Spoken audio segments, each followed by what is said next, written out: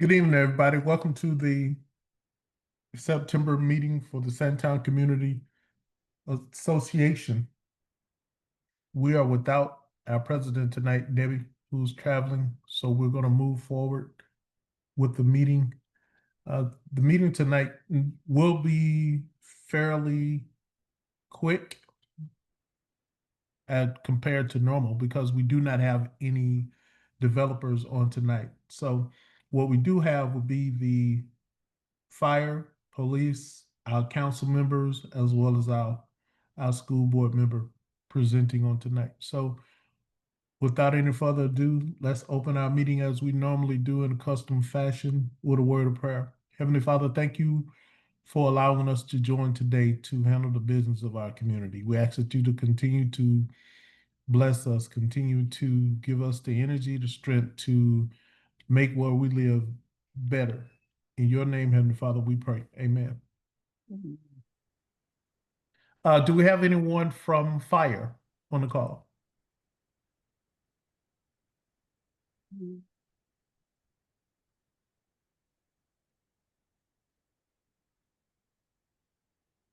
No one from fire?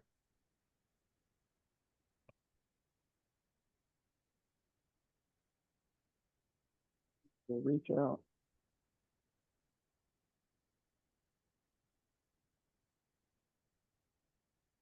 Okay, let's move forward. Police? Anyone from police? Yes, good evening. This is Sergeant Naismith, Southland Police Department. Hey, Sarge, how you doing? I'm good, can't complain. Good. Glad to have you tonight. Yes, sir. So I'll be brief with everyone. I was going over the numbers for the area, and overall things are looking good. Two areas of concern will be theft of vehicles. I would advise to just please not leave your vehicle running at all, not even if you feel that it's gonna be a short amount of time that you're gonna be away from the vehicle. We still do have people that their profession is to look and monitor those type of actions.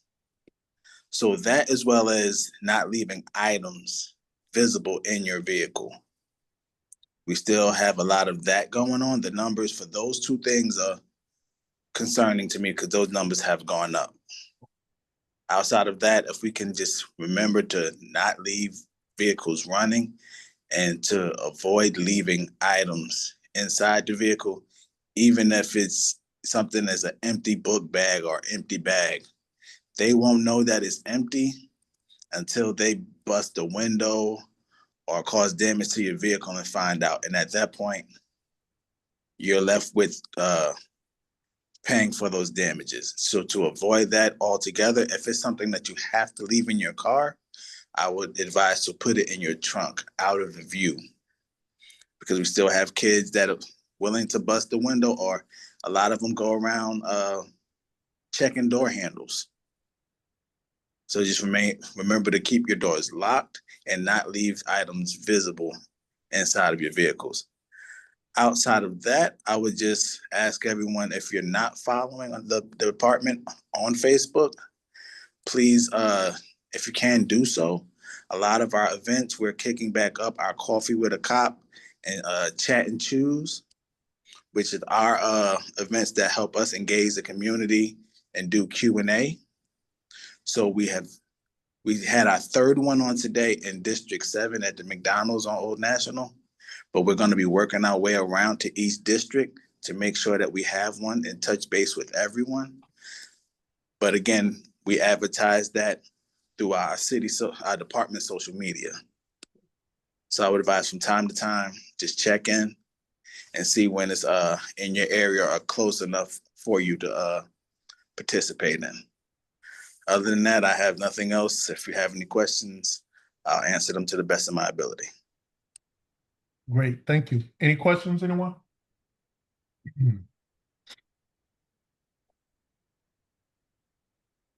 Any questions for Sergeant Naismith, right? Yes. Any questions? Perfect. Sarge, thanks a lot for joining the call and giving us an update of what's what's happening in our community. As you look at the numbers, we're trending downward. Yes, it's just that it's a slight peak in those two areas, Okay. but overall, it's trending down. Okay. Okay. Are y'all doing anything different to decrease the numbers, or is it just that time of year that It's that, and we're approaching where that it becomes extreme with cold weather approaching. A lot of people like to leave their car running. If not everybody has a car that you can start up and leave running without the key in it, or have auto start function on their vehicle. So a lot of people will leave their car running that way. And I know a lot of shopping, people leave things in their car just naturally. But again, we have people that these are kind of crimes of opportunity. Once they see that you just did this, you just left that car running and walked away from it, they're going to jump on the opportunity. Once they see that they just walked past your car and it's bags or things that look valuable in the car, they're going to find a way to try to get in your vehicle. But what we're doing as a department, we're constantly going off of our numbers and finding out what areas are getting hit. And we're putting our specialized units as well as our patrol officers in those areas to monitor so that we can deter and also apprehend those committing those offenses. But again, it takes the communication when sometimes when it happens, no report is made. right? Okay. So we still need that report to come in so we can go off of those numbers so we can identify what days of the week, what times during those days, so we can utilize our officers to be in that area at those times to be most effective. Okay. Perfect. Perfect. Thanks. We appreciate all that you do. Praying that you stay safe. I appreciate the prayers. Any other questions for Sergeant Naismith? For this is Harvey Davis. One observation or suggestion that I have for folks is don't be scared to call 911 when you see suspicious activity taking place. Because even if the patrol officer doesn't get there by the time something strange has discontinued, they do trend analysis. So they're recording the fact that those calls are placed, whether they come or not. About 3 weeks ago, had some strange activity in my subdivision where there was a car in my neighbor's driveway and another car in front of the house next door to me. And we have a neighborhood watch and we call around and the like. And the two drivers were collaborating on something. And when I couldn't reach my neighbor via his home number or his cell number, I decided to go ahead and call 911. And people think it's going to take a long time, but when I placed the call, it was just a couple minutes later, the officer called me from his cruiser. I described what was going on and how it looked like they were getting ready to leave.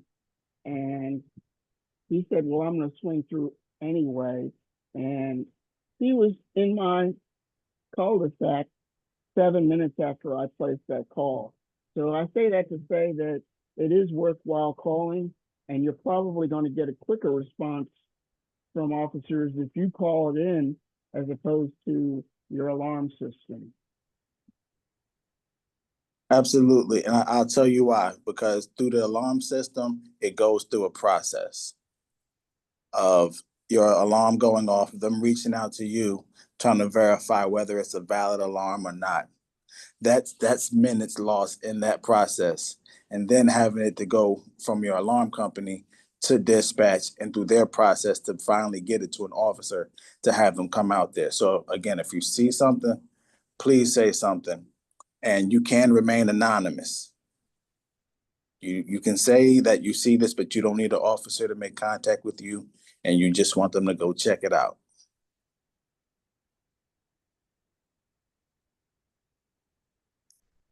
Okay. Thanks a lot. Anyone else?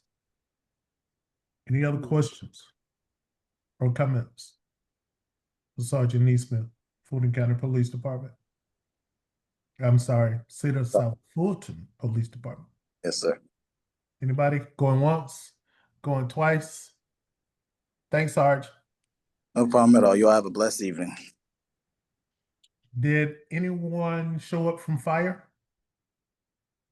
No, I texted the chief with the link. Perhaps we'll have someone join. Okay. I do not see our council members nor our school board member on the call. We do not have any developers presenting tonight. Reach out for them. Which warrants for a short meeting. As Harvey reach out, the floor is open for any questions or comments or open discussion if anybody have anything they want to bring up.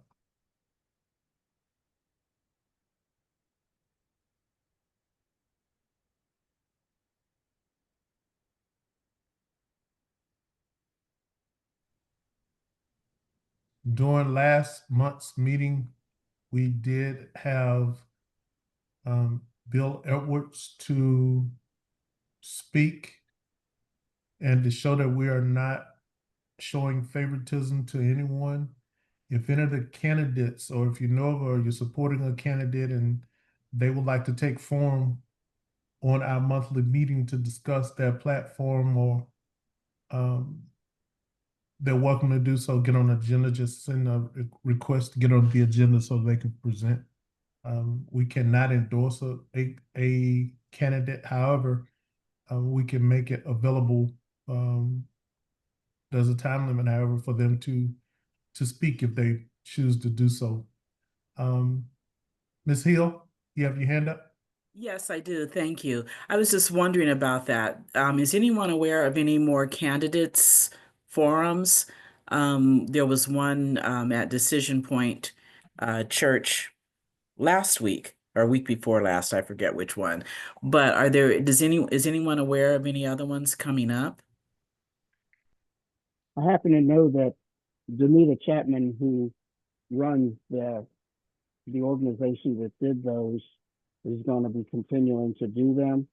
There was one for the mayor's race, and I'm not sure if the council forum was just for District 2 or if it was for all of the districts.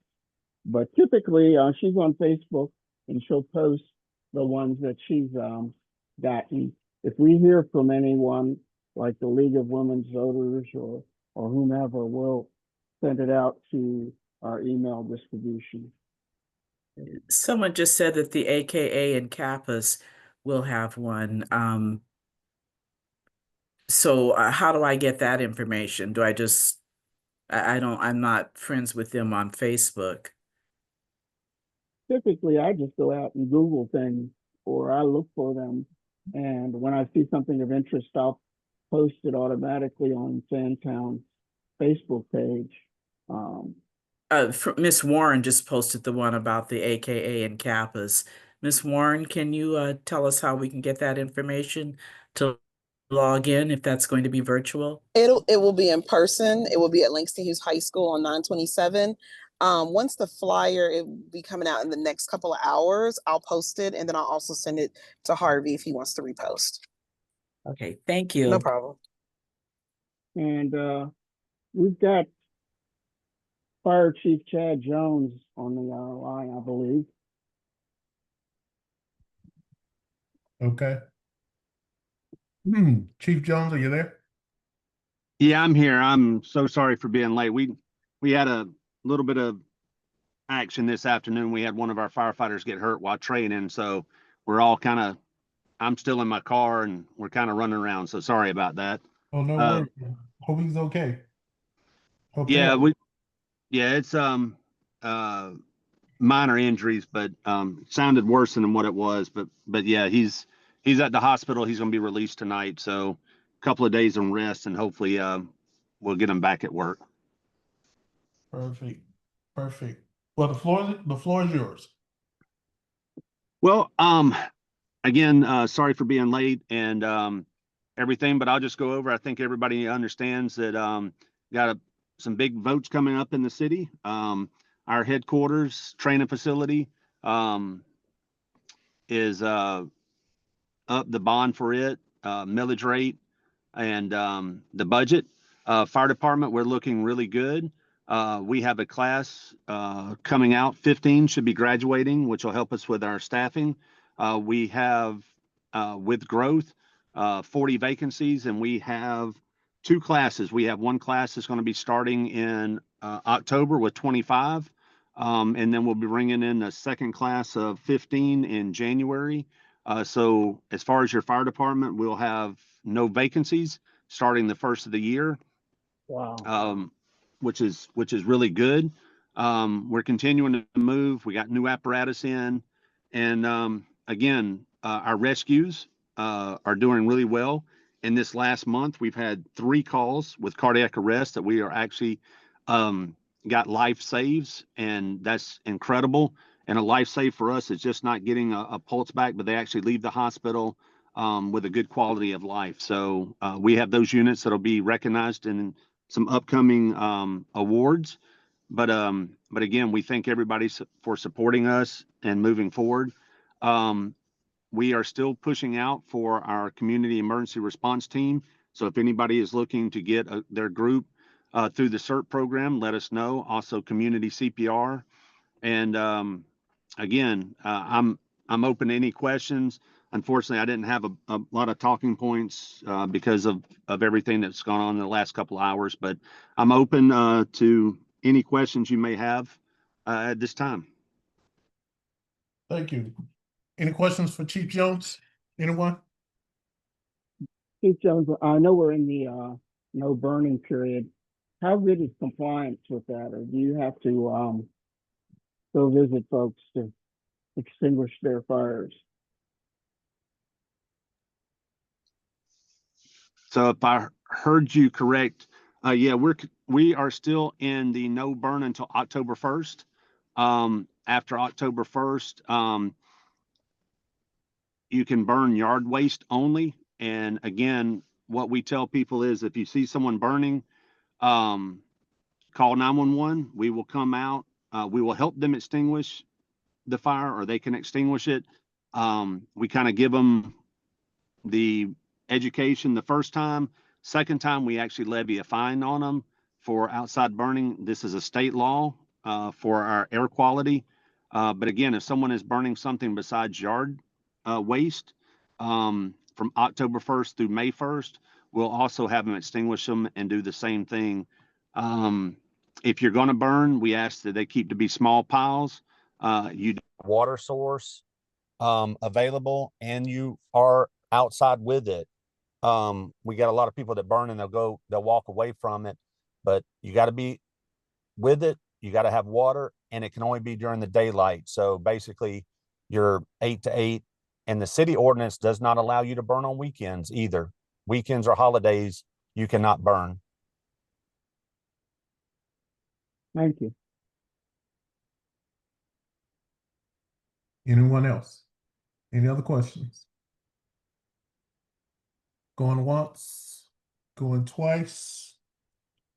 Chief Jones, thanks a lot for joining us. I know you got some issues to take care of right now.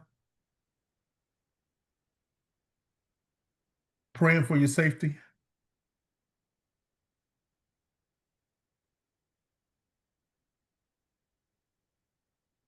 Did we lose him? We may have already lost him. Nope, sorry. Okay. Again, driving and trying to hit buttons. I was just going to say thank you. And anytime you need us, y'all have my email address, my phone number. Just reach out to me with any questions, and we'll be happy to answer them or help in any way we can. And looking forward to, working with the community and moving us forward. Thank you. Perfect. Thank you. Next up, we have our school board rep, Ms. Warren. Good evening, everyone. I hope everyone had a good day. we are into month 2 of back to school. And while we have been getting settled in, we also want to make sure that everybody knows what we're doing. We have finished our third and final millage rate. Our millage rate stayed the same. It is 17.08 for the school side. We decided not to decrease or increase. As you guys know, and I talked a little bit about in August, is that we are facing a financial pitfall starting next year.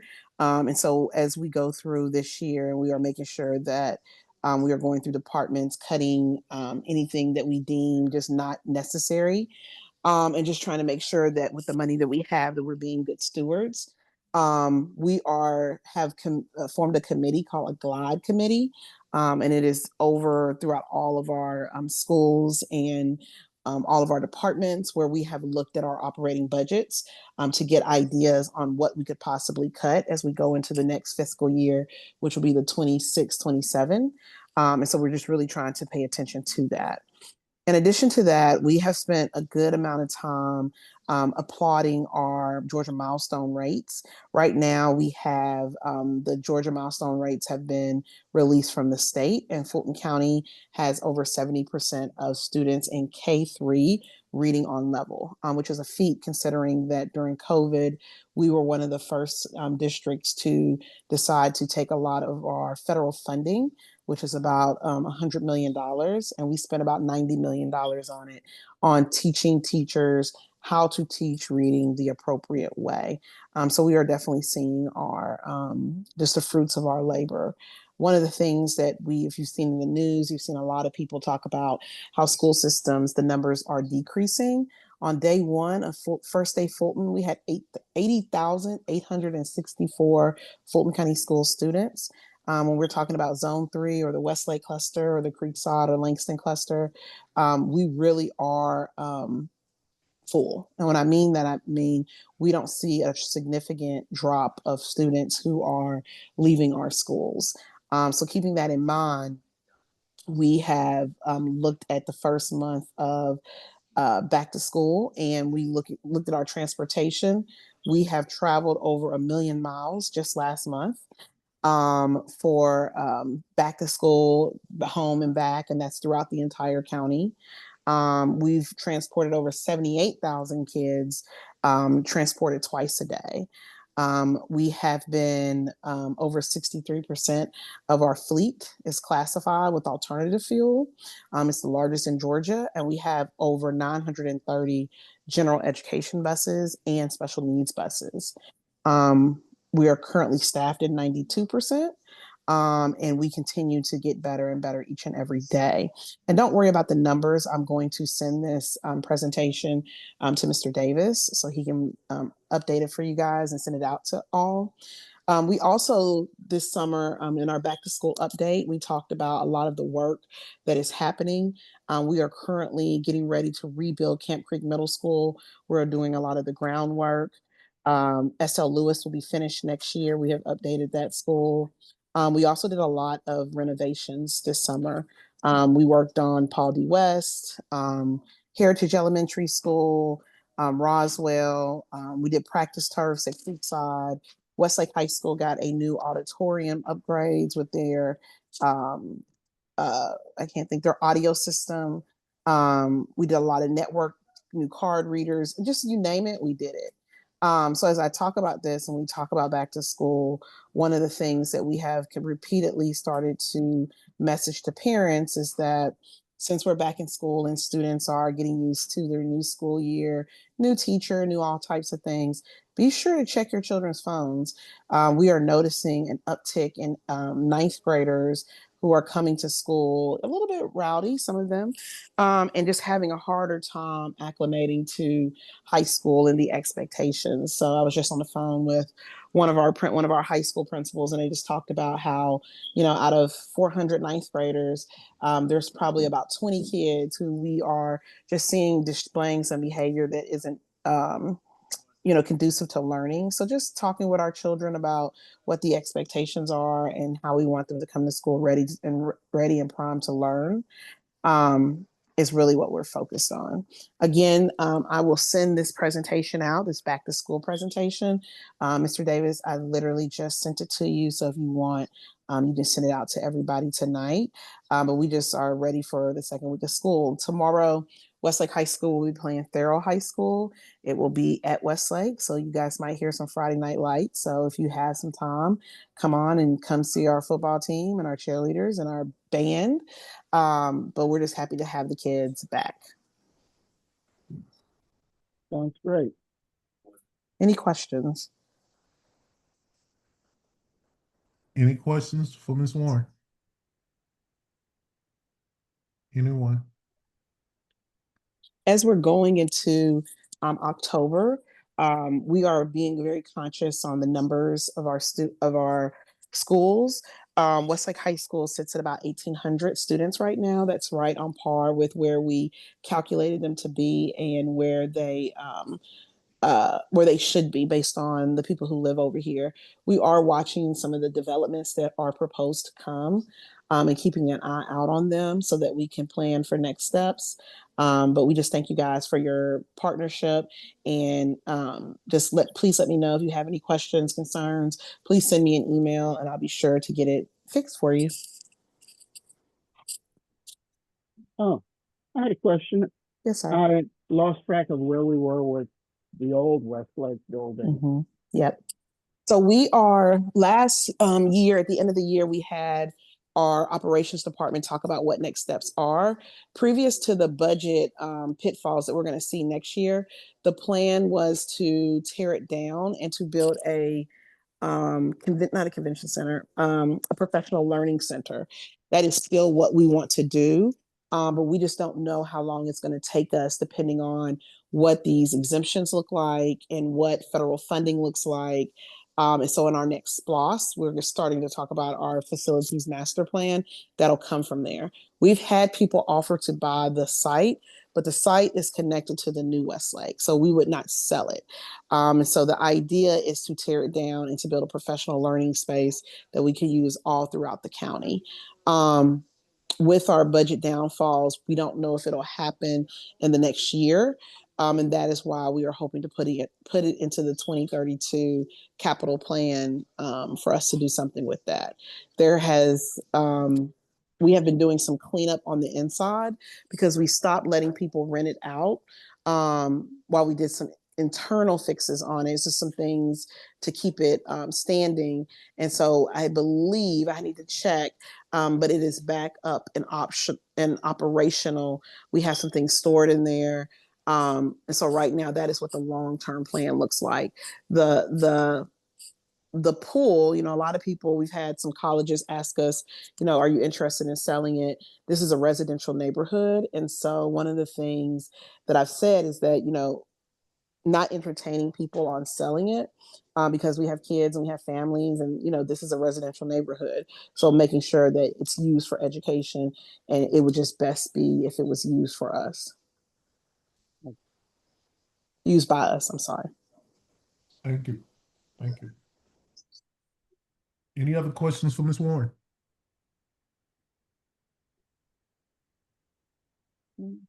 Going once, going twice. Ms. Warren, thank you very much. Thank you guys. Have a great Thursday. And likewise. Thanks as always. I still do not see our council members.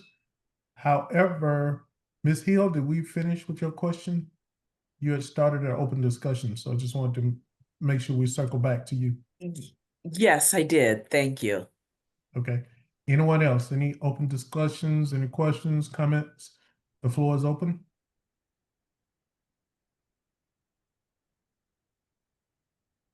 Going once, going twice. Ms. Marilyn, do you have anything?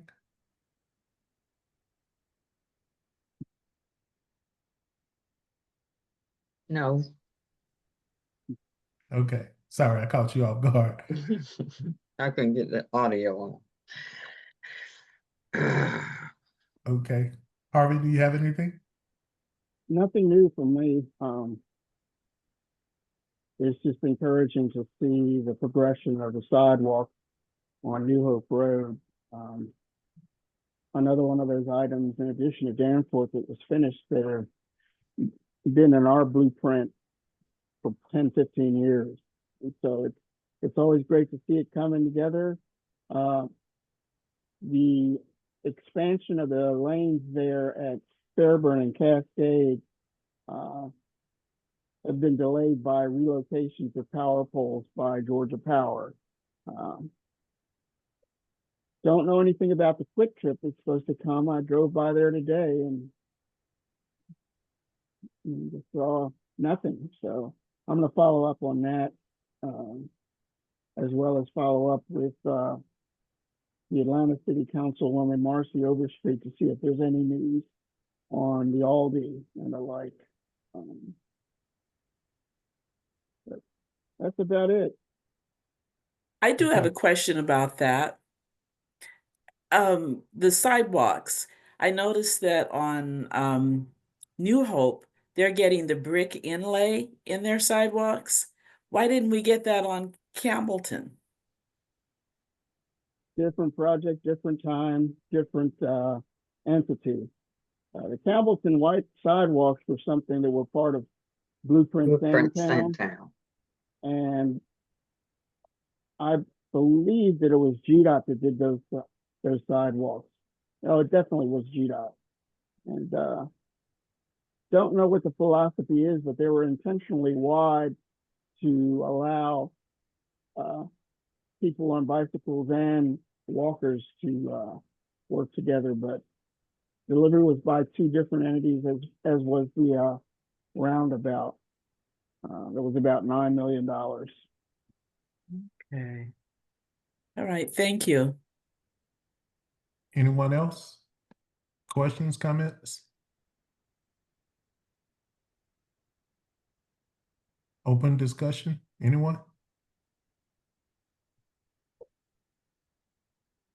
Going once, going twice.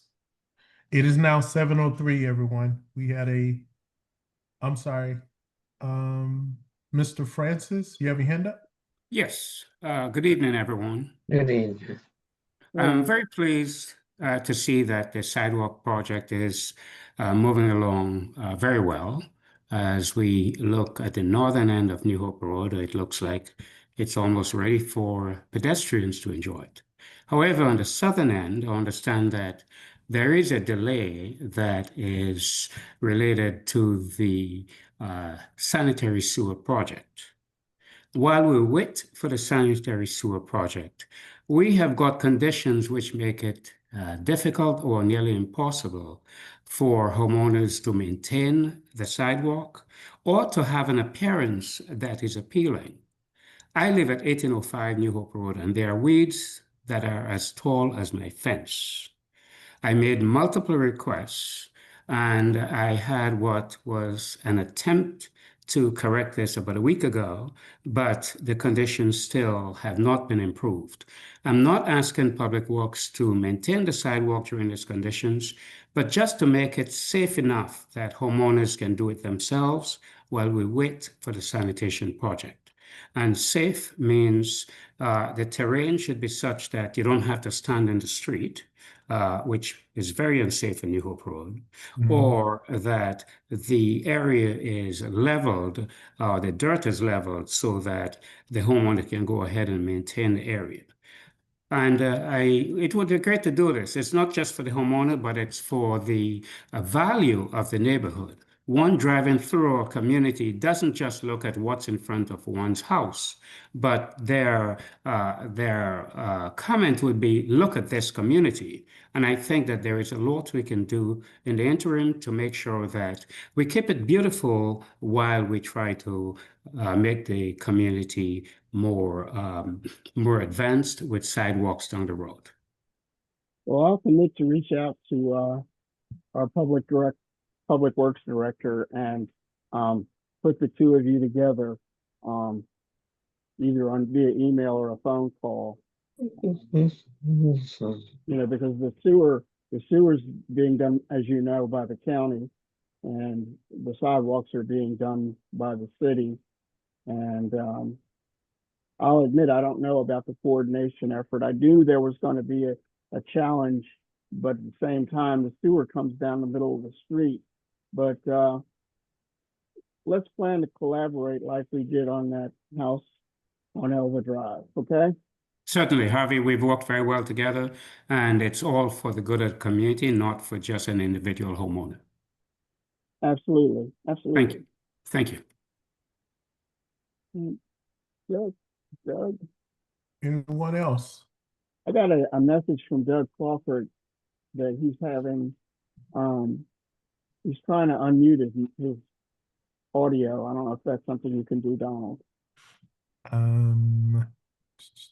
Doug Crawford.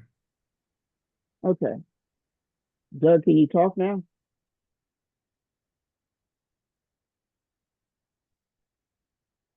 He's not muted. Doug?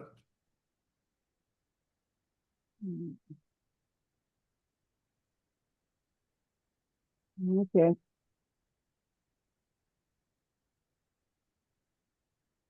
Yeah, I'm not. He may have moved away for a moment or so. Well, we're gonna miss him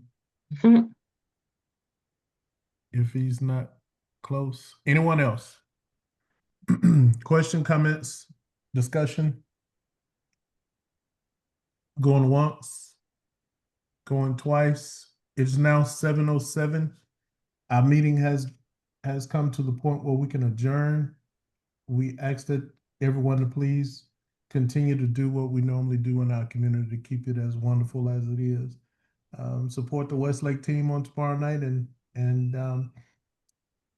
join the newsletters from the Sandtown Association as well as our council representatives to stay up to date on what's happening and if anything, what we need to do to assist in what's happening in our community. So if there's nothing else, no other comments, no other questions, no other concerns, then we will now at 7:08 p.m. 9 September the 4th, 2025, meeting will be adjourned. Right. Thank Check us out you. on Facebook. Good night and thank you. Good night. Good Good night. night.